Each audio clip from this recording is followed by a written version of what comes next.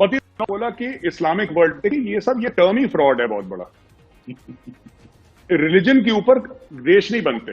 I just want to tell you, India is secular because 85% of India is Hindu. ये आपकी बात वैसे मैं इसे एग्री करता हूं कि नरेंद्र मोदी साहब ने जो इंडियन डियास्पोरा को ग्लोबली इंगेज किया है और जो उसको पावर को जो सॉफ्ट पावर है इंडिया की बाहर बैठी है, अमेरिका में, यूरोप में बैठी थी, उस तरह जिसको मोबिलाइज किया और ओन किया है, दैट इज समथिंग जिसको अप्रिशिएट करना चाहिए। और एक बड़ा सारी बात आपकी बात है, कॉन्फिडेंस आया इंडिया के अंदर, क्योंकि इंडिया अपने आप को एक ग्लोबल फाइनेंशियल डेस्टिनेशन है भी, समझता भी है, दुनिया आपकी तरफ आ भी रही है। तो वो एक जिसे कहते हैं ना कि एक वो मूड उन्होंने वाकई बनाया, इसमें कोई शक नहीं है। जो जी बोले आप जी।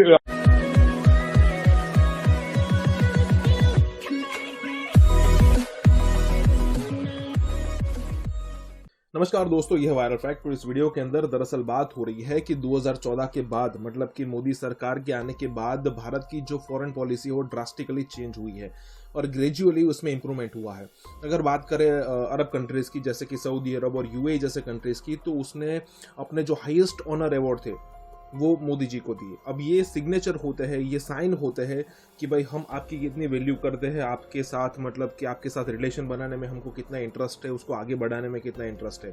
और अगर यूएस और यूके और यूरोपियन कंट्रीज़ की बात करें तो वहाँ पर भी भारत के जो लोग हैं, मतलब जिसको डायस्पोरा कहा जाता है, इंडियन डायस्पोरा, उनको भी थोड़ा मतलब महसूस हुआ है कि ठीक है, हम जो बटे हुए थे यहाँ पर, नो डाउट वो सारे इंडियन अमेरिकन है या फिर यूके और फ्रांस और हर जगह पे रहने वाले इंडियन थे, लेकिन अब उनको लगा है कि ना भाई कोई कुछ ना कुछ तो अंश हमारे में बचा है भारतीय का। वो ये सब कुछ मोदी जी के आने बाद हुआ है। और दोस्तों यहाँ पे एक और बात हो रही है जो गौरव आर्या ने कही है कि 85% मुस्लिम हिंदू होने के हिंदू है इंडिया में, इसीलिए ये सेक्युलर कंट्री है। तो दोस्तों देखते हैं सबसे पहले इस वीडियो को, इसके बाद इसके बारे में बात करेंगे। जहां तक चाइना की बात है कि आपने चाइना ने आइसोलेट करा, चाइना का टोटल बॉर्डर 14 मुल्कों से मिलता है सर। 14 मुल्कों से चाइना का बॉर्डर है। और चाइना की जो प्रॉब्लम है, टेरिटोरियल प्रॉब्लम, वो 21 मुल्कों के साथ है। यानी कि 2 मुल्क छोड़ के तीसरे मुल्क के चाइना कहता है व्लादिवोस्टॉक हमारा है। तो आप ऐसे बंदे से बात कैसे कर सकते हैं? हमारा पाकिस्तान के साथ टेरिटोरियल डिस्प्यूट हो सकता है, आप कहते हैं कि साहब इंडियन कश्मीर हमारा है, हम कहते हैं पाकिस्तानी कश्मीर हमारा है, ये बात समझ में आती है, राइट। पर अगर मैं ये बोल दूं, ठीक है, कल मैं ये बोल दूं कि साहब इराक में एक जगह है बगदाद जो कि हमारी है, दिस इज स्टूपिड। आप हंसेंगे मेरे ऊपर कि मेरे साहब ये बेवकूफी की बात क्या कर रहे हैं, अहमकाना बात है, चाइना वैसी बात कर रहा है। आपका जिसके साथ बॉर्डर नहीं, आप उसको क्लेम कर रहे हैं। तो ये सब चीजें मैं सीरियसली नहीं लेता। और देखिए ऊपर नीचे होता है, ये वर्चस्व एक संस्कृत का वर्ड है। मैं चाहता हूं चीमा साहब और आप मतीन अदर साहब याद कर लें, वर्चस्व। वर्चस्व मींस ओवरऑल सुजरेनिटी। यह लड़ाई चीन और इंडिया की वर्चस्व की है। अभी आप देखिए, क्वाड एक्टिवेट हो गया, कैरियर ग्रुप्स आपके साउथ चाइना सी में है। इंडिया ने मना कर दिया कि साउथ चाइना सी पॉलिसी हम टोटली रिजेक्ट करते हैं। अमेरिका ने मना कर दिया, हम वन चाइना पॉलिसी चाइना की रिजेक्ट करते हैं। धीरे धीरे धीरे, और जहां तक एक बात है कि रेलवे कॉन्ट्रैक्ट से इंडिया को ड्रॉप कर दिया, तो क्या हुआ साहब? कि कितने का है वो? 500 मिलियन का होगा, 1 बिलियन का होगा, तो क्या हो गया? अगर उसके स्ट्रेटेजिक एम्स हैं तो क्या हो गया? कोई और कॉन्ट्रैक्ट मिल जाएगा, इसमें क्या है? ये देखिए अप एंड डाउन चलते हैं। Policy is not a T20 game, it's a test match. ये 5 दिन चलेगा, बिल्कुल सही, ठीक है। कभी पिच में नमी भी आएगी, कभी वो स्विंग भी करेगी, ये सब चलता रहता है। वो विल मैनेज दैट।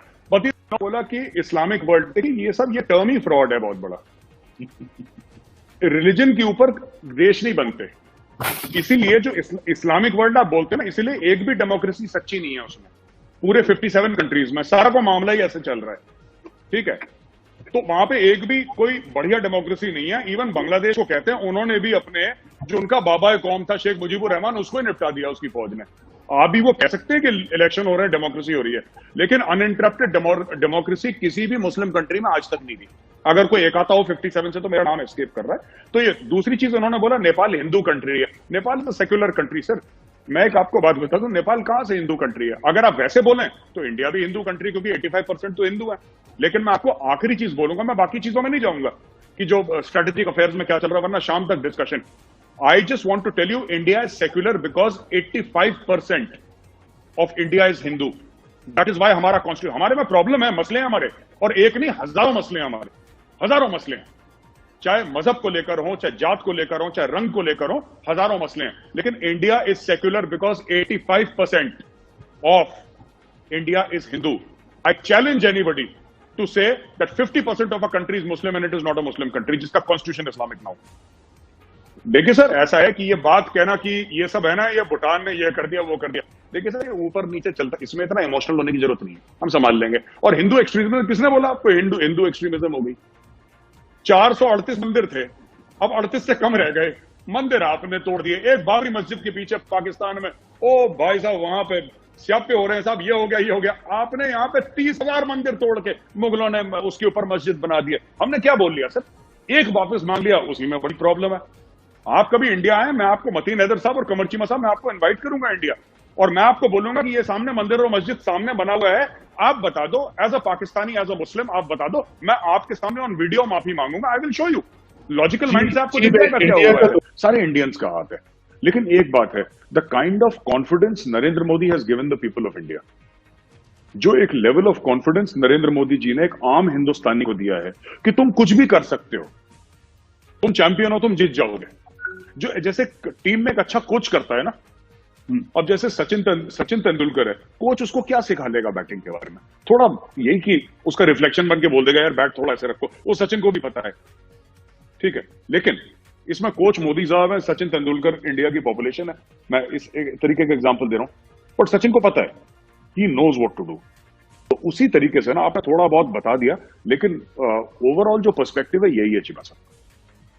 ये आपकी बात वैसे मैं इसे एग्री करता हूं कि नरेंद्र मोदी साहब ने जो इंडियन डियास्पोरा को ग्लोबली इंगेज किया है, और जो उसको पावर को जो सॉफ्ट पावर है इंडिया की, बाहर बैठी है, अमेरिका में, यूरोप में बैठी थी, उस तरह जिसको मोबिलाइज किया और ओन किया है, दैट इज समथिंग जिसको अप्रिशिएट करना चाहिए. और एक बड़ा जारी बात आपकी बात है, कॉन्फिडेंस आया इंडिया के अंदर, क्योंकि इंडिया अपने आप को एक ग्लोबल फाइनेंशियल डेस्टिनेशन है भी, समझता भी है, दुनिया आपकी तरफ आ भी रही है. तो वो एक जिसे कहते हैं ना कि एक वो मूड उन्होंने वाकई बनाया, इसमें कोई शक नहीं है. जो जी बोले आप. जी, आई एम चीमा साहब, माफी चाहता हूं मैं बीच में बोल रहा हूं. बस एक चीज आपको बतानी थी. आपने बोला ना कि सिर्फ इसमें फाइनेंशियल मामला नहीं है, फाइनेंशियल मामला नीचे है. मैं आपको बताता हूं कि India's understanding of itself as an ancient civilisation वो बदली है. मैं आपको बताता हूं, जैसे कि हम लोग अभी जैसे नेपाल के बारे में लोग कह रहे हैं कि अब नेपाल के साथ, जब नेपाल में किसी लोगों ने कुछ कमेंट्स पास करे ना, अभी जो हो रहा था हाल ही में, अभी भी चल ही रहा है कि मैप्स के बारे में, वो लिपू लेक के बारे में, और ये सब आपने सुना भी होगा.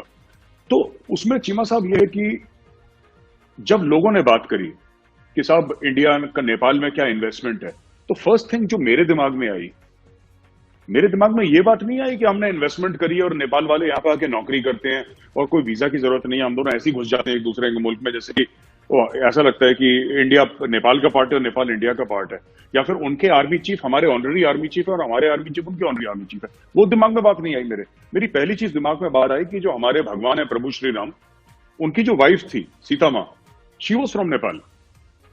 जो पशुपतिनाथ का मंदिर है वो नेपाल में है. मैं खुद शिव भक्त, वो नेपाल में है. मैं खुद शिव भक्त हूं बहुत बड़ा, और मैं जा चुका हूं वहां पे और वहां पे पूजा कर चुका हूं, आरती कर चुका हूं.